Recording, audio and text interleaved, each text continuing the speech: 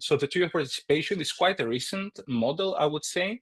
You can see it in the picture, and it offers a more holistic, I would say, context-sensitive and kind of normative framework for designing and evaluating inclusive and also democratic participatory processes.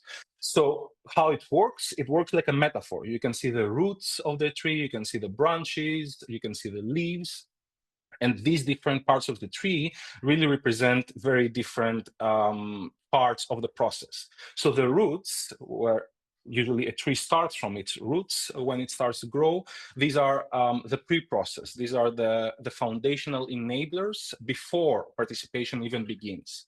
These are safe spaces that are fostering trust. This is when it comes to the systematic inclusion of more marginalized voices, but as well the removal of the barriers when it comes to access. So, for example, the cost, the language, the cultural obstacles. Then we go to the branches, which is the next thing that comes when a tree is being grown. And these are the things that are happening during the process, let's say. These are the key features during a participatory process when it comes to equitable power sharing and the recognition of diverse knowledge, authentic and transparent communication, freedom, deliverable capacity and representation, access to resources and means to participate meaningfully.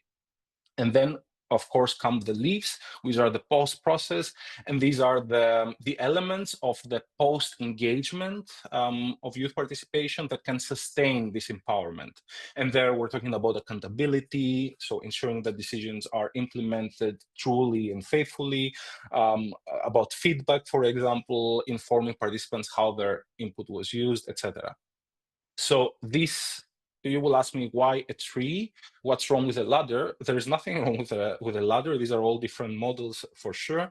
But perhaps a tree can be, when we're talking about more inclusive and participatory context, a tree can be seen as a more non-hierarchical metaphor. A ladder always showcases that some things are lower, and as we go higher, or a pyramid, the same, as we go higher, it can signify more importance. Well, the tree is not associated with any kind of hierarchy. Like the roots and the branches and the trunk and the leaves are equally important. They just come with growth. They come with a more chronological order.